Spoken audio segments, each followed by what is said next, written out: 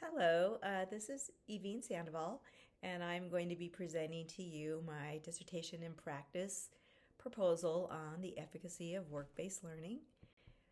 As you can see here, as an educator, I've had the pleasure and joy of working with students at this capacity.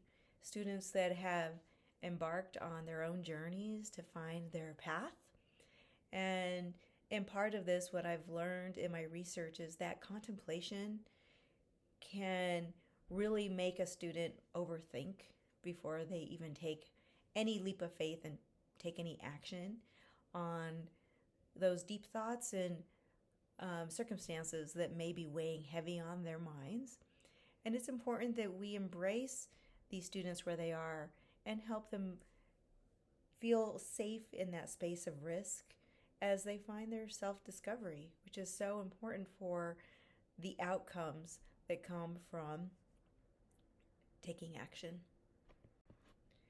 So this proposal, it covers several things that are required in the rubric, but what matters most to me in delivering this message is what a joy it is to embrace students that have this place of disadvantage, circumstances that they did not create for themselves, and helping them rise above those and own their own destinies. That's super important. And considering that we are part of this movement of no child left behind, that's not enough. That's too generalized. And this conceptual framework that I used through my own district, Aurora Public School District here in Colorado, is built around these concepts with work-based learning, aligning with career tech education. The goal of creating a positive impact on student engagement to increase our graduation rates. We have a problem in our United States with such a high graduation drop, and we have so many high school dropouts. And if you ask any single high school dropout why, every single one of them actually has an answer why. And a lot of those whys have come back in research as lack of interest. They are not interested in what they are learning, and they would rather work. So we take that concept and that methodology of work-based learning and blend that in with our education environment today. It is my belief through my research that we will find new strategies to bring opportunities for our students. So the framework that is used is that learning about work, learning through work, and learning at work. And that at work piece looks very different than traditional education. For example, a school-based enterprise where there's a store in your school that students can work and learn soft skills and hard skills together, from being a cashier to counting inventory to being a purchaser and customer service. Another is the biomedical program that offers students a chance to get their IV certification or CPR. At the same time, another pathway like the construction pathway, those students get OSHA certifications. So those are ways that we're teaching about the work, through the work, and also helping them get that employment opportunity or an internship or creating the actual opportunity within our school building. The other piece to this, though, my purpose for this dissertation was about efficacy. How do we get buy-in? What do we need to do now to get students to want to come to school after the pandemic, improve attendance, and get them to stay? Get them to stay and finish and cross that stage and get their high school diploma. Is it really just about a piece of paper and saying they finished, or is it about the fact that they finished and they finished strong and ready to move into society, move into a work opportunity, the workforce? Are they ready to go into trade? Are they ready to go to the university? The ultimate goal, correct? But college is not for everybody. But you know what is for everybody? Making a living and self-confidence and the ability to be part of community. Those things are for every single human being. In saying that, That also takes me to my next point in efficacy, that human connection. That human connection is so important for us to be able to say, tell me why. Tell me why you're not interested, or tell me why you want to be a fireman, or why you want to be a chef, or why you want to go to the university and study business law. Tell me why. It's not always going to be what we want to hear, but the fact of the matter is we need to start meeting them where they are. And that's where that efficacy comes from, when students feel like they're accepted, that their idea isn't so crazy. So in saying that, my literature review, I used Aston's theory of involvement. This takes me to my next level of research, where CTSOs, or better known career technology education organizations built off of student clubs and extracurricular activities, allow the students to take their new learning from work-based learning and apply it outside of school, meaning conferences and competitions and TED Talks and field trips and internships, those kinds of things. Doing something with it. Just like a football player and a soccer player and a baseball player wants to go play D1. Well, in this case, these other students that are not involved, or sometimes we get a crossover and we have both. We have an athlete that's also doing work-based learning, which is absolutely wonderful. But Aston's theory of involvement naturally aligns with both contextual learning as well as the CTSO student involvement. And we want that because we want to assert the students so that they can engage and start entering into their field. The sooner they enter into their field in these platforms like a conference where they have to wear a suit, or they're wearing scrubs and they have an internship, or they're wearing a hard hat and steel-toe boots, those things help them start accepting their identity as they're choosing it to be, and breaking away from maybe a circumstance they had nothing to do with at home. They have to carry their last name. That's part of their identity. But they don't have to carry with them the rest of their life the burden of situations they had nothing to do with. This is their opportunity through work-based learning to create their own beginning and their own identity.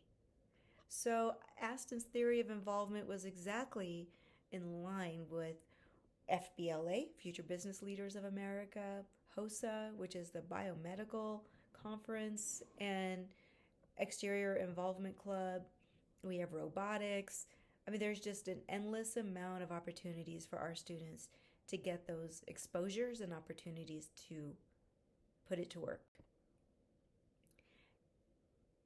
And as you can see, when our students get to finally walk their walk and not just talk their talk, you can see the efficacy right there on their faces. You can see their buy-in. You can see that they are pulling in because they got to tie in their curiosity with their individuality, and then lie back into that their creativity.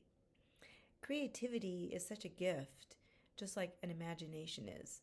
And unfortunately, we all lose our innocence so early in life in today's society. But as an educator, I think it is vital to continue to encourage that creativity.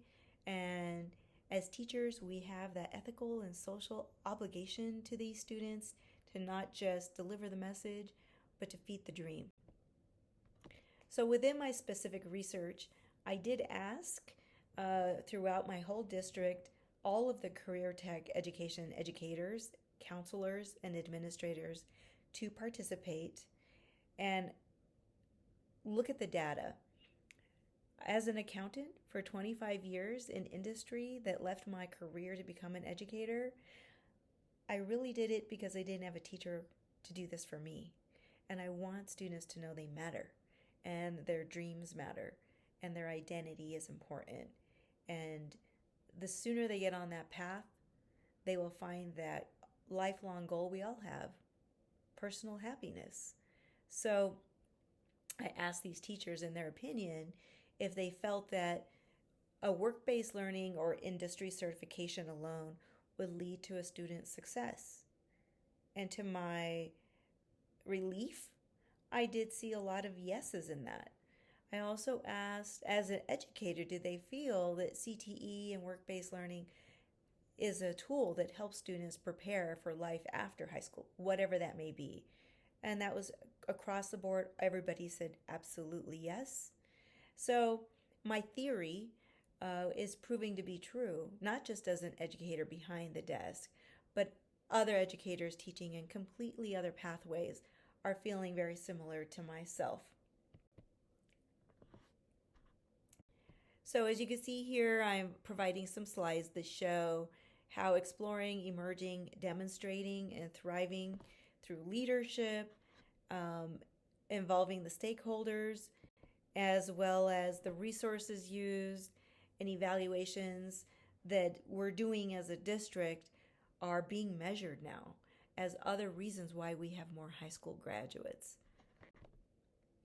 Now, within my methods, we talked a lot about within the interviewing and the research life skills required in establishing these career paths and plans, as well as closing that gap of what is possible and what is needed to make it possible, those resources.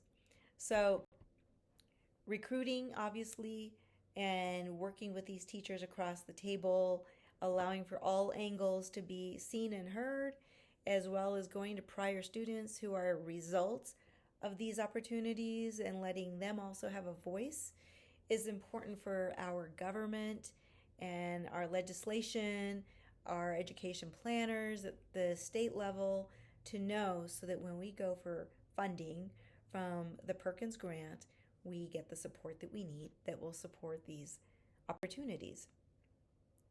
Now, I have already spoke about my data collection.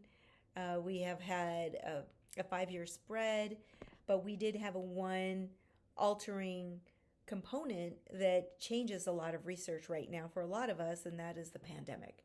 How the pandemic did massively affect graduation rates, as well as online learners and those kinds of challenges that all of us had. Education as a whole, educators and learners together. We all struggled through that, and I think that's why it's so critical that work-based learning is at the forefront of education now, so that we can regain and retain these students and get them to finish school. Now, I'd like to show my timeline. I am almost done with my analysis and getting ready to finalize my chapter 4. I hope that that'll be done very soon. And ultimately, I wanted to highlight some of the successes of utilizing Aston's theory of involvement with having 2 of my own students obtain the state leadership role as state president and vice president of education.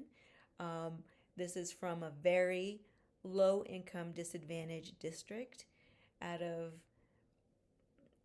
38 high schools in Colorado. For these 2 students at the same time to take both of the main roles of leadership in our state because of their work-based learning experiences, and several others that just, you could see their efficacy, their pride. They're walking their walk, they're talking their talk, and they're building their resumes. And they are all under the age of 16, which is pretty phenomenal.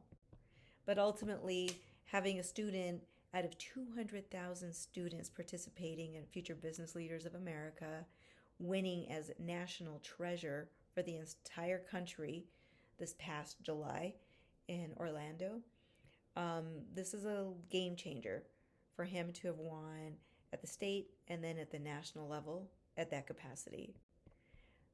I appreciate your attention and your time and your support. Hello, welcome